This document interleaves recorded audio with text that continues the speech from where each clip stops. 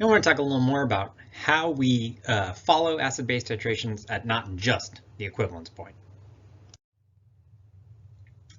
So when we're dealing with following titrations, we talked about this idea that there would be indicators that we could use for the equivalence point, right? And this idea that we need to have a change in a property of our solution, a drastic change when we get to the equivalence point. And so, what is changing as we're going along, as we're going through here? We know we eventually will reach that equivalence point, and what we really want to track is pH, right? If you start with an acidic solution and you add a bunch of base to it, you hit the equivalence point when all the acid is gone, and so your solution switches from being acidic to being either neutral for a split second, but then basic is what you're going to hit. And so we want to be able to track and monitor the progress of a titration by using pH.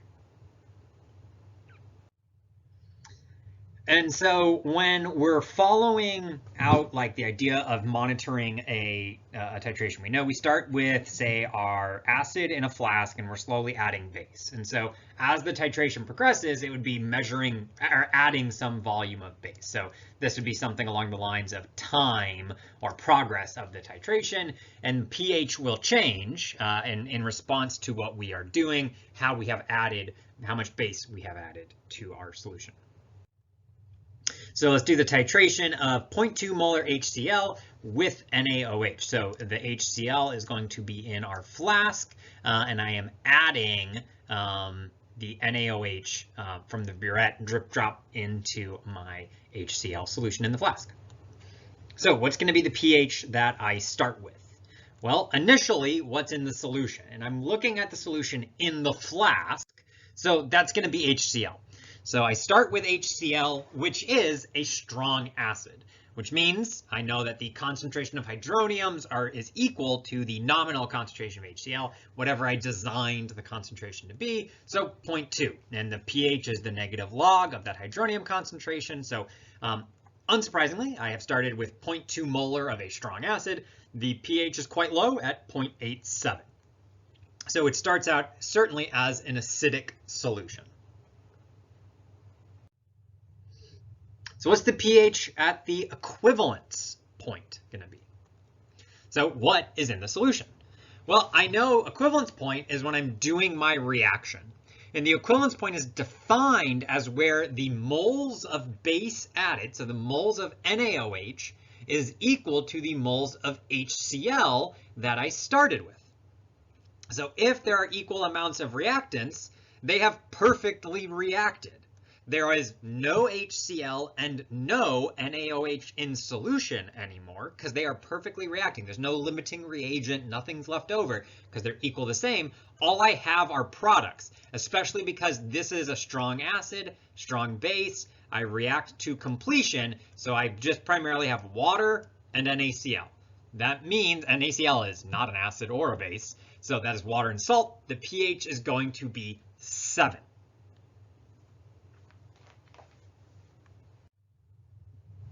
This is generally true for the equivalence point of the titration of a strong acid and a strong base. It does not matter what you start with, which strong acid, which strong base, or what order you do it in. For the equivalence point, you will always perfectly react that strong acid and base to make water and a salt that does not affect the pH, and the pH will be 7 at the equivalence point. So this is how we can define where the equivalence point is whenever we're doing the titrations of strong acid and strong base. So what happens if we keep going past the equivalence point? We just keep adding in NaOH. Well, all of the HCl is gone, right? The equivalence point was where all of the HCl was gone. So if we just keep adding NaOH, it's just adding base to this solution, right? We're just adding, we functionally have created water at the equivalence point. We basically have salt water. And so if we keep adding base, we're adding base to salt water. So that's going to become the dominant acid or base in solution. And we're just going to end up with a high pH. So we just make a base solution. We just end up with a really high pH out past there. So if you just keep going way past the equivalence point.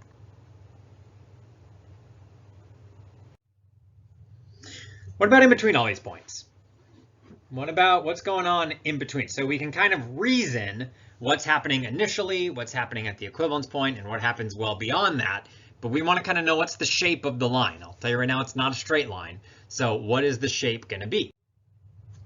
So what we can do is pick a point, plot it out, and see what's going on. In the titration of 55 milliliters of 0.2 molar HCl, what is the pH after 15 milliliters of 0.30 molar NaOH has been added? So if I want the pH of a solution, I know that that's the negative log of the concentration of hydroniums. That's always going to be, so when I'm asked for what's the pH, I really want to know what's the concentration of hydroniums. And so the question is, what's in the solution? What's going to potentially create hydroniums? Well, I've added HCl, right? I know that was in the solution initially.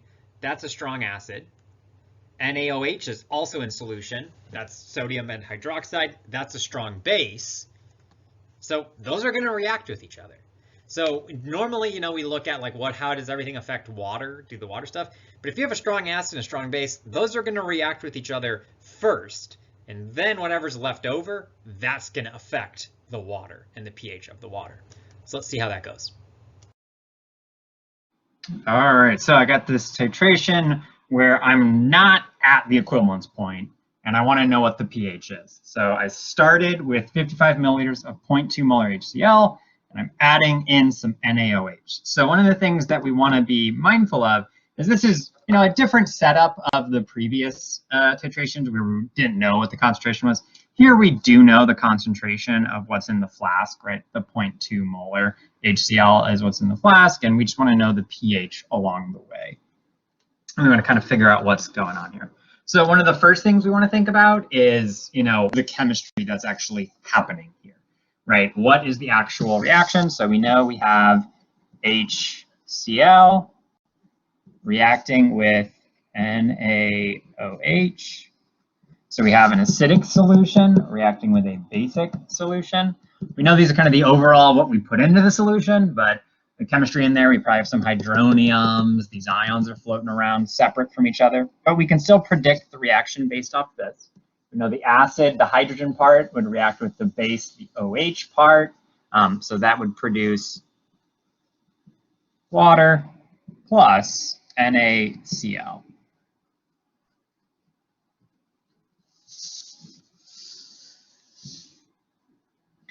And so, when you only have HCl or you only have NaOH, we can figure out the solution based off that, the pH based off that. But here we're going to be doing some actual chemistry. And the question is, how much of each of our of what we're dealing with do we have? How many moles do we have present? You'll note this is not an equilibrium problem where we need to use an ice table because this is a strong acid reacting with a strong base. This is very, very product favored. This reaction goes very, very far to completion. We can just use stoichiometry. So we don't actually want the molarities or the concentrations. We want the actual moles. We want to get the actual moles of things, of each of our reactants that are present. So we'll go through that process. We'll start with, we want to get moles of HCl. And so I have, 55 milliliters, 0.0 milliliters. I'm going to get that into molarity. So I know it's 1,000 milliliters per 1 liter. And then 0.20 moles of HCl per 1 liter. That's just using the molarity. Instead of using the molarity equation, I'm going to use molarity as a conversion factor between moles of solute and liters of solution. And so that tells me I have 0.011 moles of HCl. For NaOH, similarly, I have 15.0 milliliters. Convert that into liters, divided by 1,000, and then use the molarity of that, which is 0.30 moles of NaOH per 1 liter of solution, giving me 0.0045 moles of NaOH.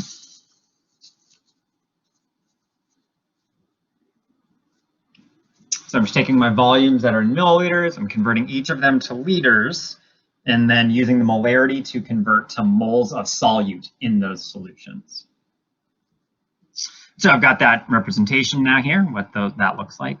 And so one of the things we can see is that these amounts, I have different amounts of my two reactants. So I can write that out. I have 0.011 moles of this and 0.0045 moles of this. And we know it's going to be a stoichiometry problem.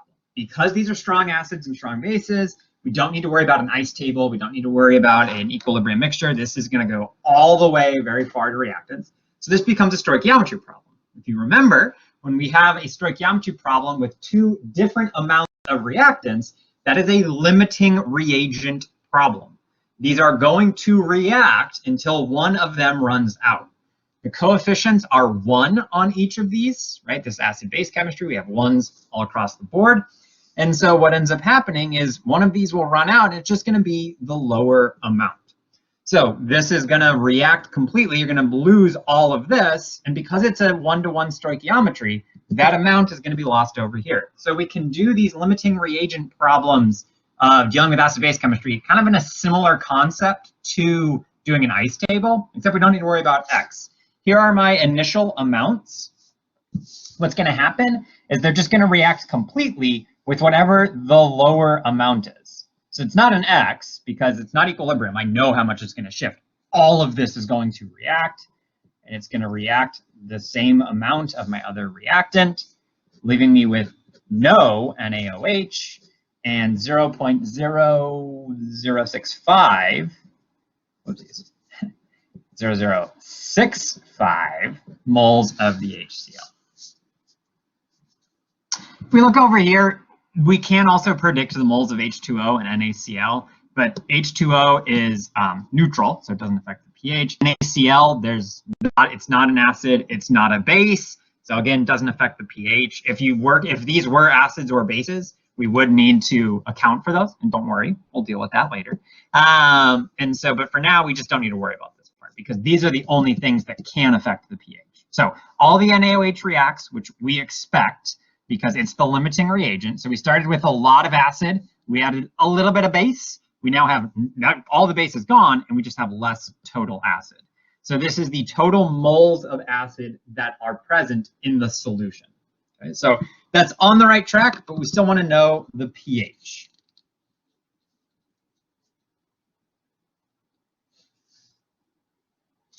So our equation for pH is that it's equal to the negative log of the concentration of hydroniums. So what I have is that I have 0.0065 moles of HCl.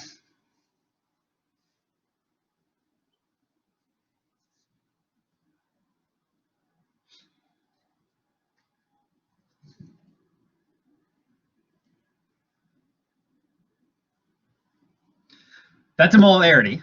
This is a raw moles. So I need to take this and turn it into a molarity, which means I need to divide by the volume. And we want to be careful here as to what exactly the volume is. We can see we started with 15 milliliters. We have added, 55 milliliters. We have added 15 milliliters of solution. So in the process of adding the base into the acid solution, we've also added a bunch of extra solvent. What we can do is we can make an approximation that the total volume is going to be equal to the sums of those smaller volumes. So 55 milliliters plus 15 milliliters. Oh, I forgot to get the point zeros on all those. 70 milliliters. Note, volumes are not generally additive. If you add pure water to pure water, it is additive. And these concentrations are relatively low. If you were adding like 8 molar HCl to like 4 molar NaOH, this would not work. But we don't do titrations with such concentrated acids and bases because those are just gnarly reactions. And so because these concentrations are low, this sort of approximation is going to work out.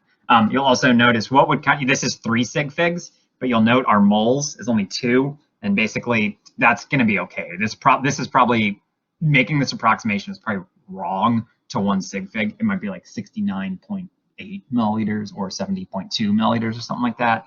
And so since we're going to go down to 2 sig figs when we make our molarity anyway, not really a big concern.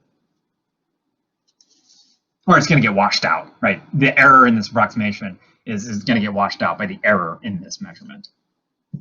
So what I can finally do, the concentration of HCl after the reaction is done, I have less HCl because some of it has reacted, and I have more volume.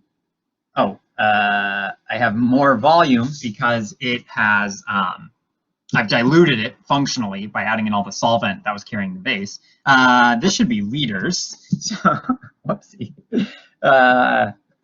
6.5 moles HCl divided by 0.0700 liters. We want to actually get a molarity, not divided by milliliters. Get some crazy number. And we get 0.093 molar.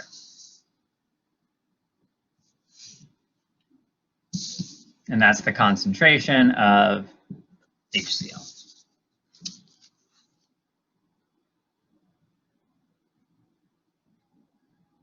This is the concentration of HCl. And so there's kind of 2 effects when we do the titration. One, the concentration, the actual amount of HCl decreases due to the reaction, right? You put base in there, it reacts, and you get some functional dilution due to this change in volume that comes from adding in all of the solvent that carried the base.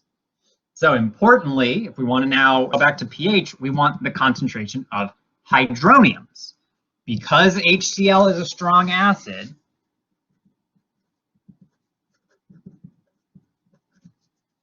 that means the concentration of hydroniums after it reacts is going to be equal to that concentration of HCl that we prepared it to be, or that it functionally would be, kind of measured as. So it's 0.093 molar.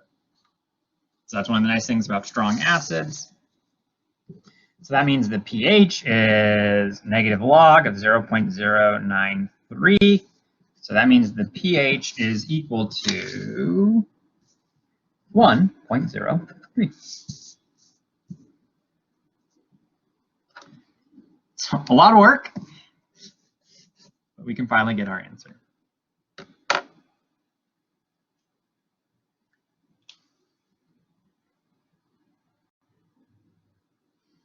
And so there are a lot of steps, but one of the things to note is that because we are dealing with strong acids and strong bases, we can make our lives easier at a lot of these steps because we can use stoichiometry here.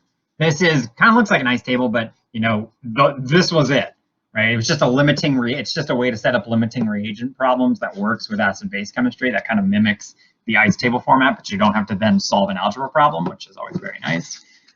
Then once you figure out the HCl concentration, because it's strong, again, the hydronium concentration is just equal to that nominal concentration of HCl. So you can just take that, plug it into the pH, and you're just done. And so that's one of the things that's really nice about strong acids and bases, which is why we use them so frequently in titrations. It doesn't necessarily decrease the steps, but if we were using a weak acid, we wouldn't have any fewer steps here. Each step would just be more difficult, because you'd have to use equilibrium approaches for all of those steps. Nothing can be stoichiometry. So it's much easier, much preferable to use strong acids and strong bases. That's a real strong advantage, that it just simplifies the calculation. The reactions are going to be more clean. They're all going to completion, which is really what defines a strong acid. These reactions are going to completion, especially when it comes to the reaction with water in terms of determining pH. So if we look at this point in the titration, we started with a nominal concentration of 0.2. We are now at a concentration of 0.093, so barely a little lower than 0.1, which means we're about halfway done with this titration. We're about halfway to the equivalence point in terms of diluting this thing, getting rid of the HCl, but we can see that the pH has barely changed. Okay, so the concentration of HCl has fallen by about half, but the pH hasn't really changed much at all. And this is because the pH is a log system. And so in titrations, pH is really slow to change as you add base. it doesn't really change much because in order to change by a single pH unit, remember you got to change the acidity by a factor of 10. So you would have to affect the concentration of HCl by a factor of 10. Functionally, this makes the pH curve for a titration look like an S. As you start to add your base, the pH does not change very much. It does go up. The pH will constantly be increasing in a titration. You're adding base, the pH should increase. Then once you get close to the equivalence point, there is a sharp and large jump in the pH at that equivalence point. And then it flattens back out and doesn't change much as you add more and more base to your solution. So this jump right here is what we are talking about with a sharp change in the properties of the solution near the equivalence point. If you have, say, this indicator molecule, it is, say, colorless in acidic solutions and then pink in basic solutions, you would have a really big change in pH right near the equivalence point that causes pretty drastic changes in the properties of the solution. All of a sudden you go from like a pH of 3 to you add 1 more milliliter of base, and then all of a sudden the pH is 11. It's a huge jump that happens over a really short, really small window of base volume added. That does make titrations very tricky to get right at the equivalence point, but there certainly is going to be a very sizable change in the acid-base properties of the solution. And this really does have to, because pH is a logarithmic scale, you have to change by a factor of 10 in order to get the pH to change by 1 unit. So you need to get 90% of the acid to be consumed in order to see the pH increase by 1. And that's pretty close to the equivalence point, right? And then you're looking to see, that would mean the pH goes from like a pH 1 to pH 2. You need to get to pH 7. So, you need to get down to, 0.00001% of the acid entirely gone. And so it really does have a very short window where you start to see those pH changes. And one of the things we can also see then is as you're adding this base, you are really kind of drive the reactions of what's going on. It's a strong acid reacting with a strong base, and it really is the strong acid is going to be, hydroniums, strong bases make hydroxides. And so you can kind of parse out the relative properties of the solution really do change that initially you have it's acidic, right? You have more hydroniums than hydroxides. At the equivalence point, you have that equivalence of hydroniums and hydroxides. It's a neutral solution. And then at the end, after that, you have more base. It is a basic solution. You have more hydroxides. And again, that's kind of the drastic change right at that equivalence point. And so, the titrations always have this strong S-shaped curve. If you did a titration of a strong base with a strong acid or vice versa, it's always going to look the same, and the equivalence point will always have a pH of 7. So it's hard to find right at the equivalence point, right when pH is equal to 7, but it is common to see that big jump. That big jump is how you know you've reached the equivalence point. And even if you're off, you're at the end of the jump versus the beginning of the jump in pH, that's like a 1 milliliter difference. And so say you were doing the titration of, say, 0.2 molar NaOH with HCl, now you would monitor your progress as volume of acid added. And so the only difference is that you start with a high pH and you decrease, right? You start at a high pH, say 13, and then you are slowly decreasing, it's still pretty flat until you hit that equivalence point, and then it's right at the pH equals 7 for that equivalence point. It's always 7 because it's a strong acid and a strong base. Don't worry, we'll circle back with what happens for weak acids and bases. But for now, 7 for strong acid, strong base. Another video down, no participation in this one. Got 2 more videos. See if you find any questions there. See you then.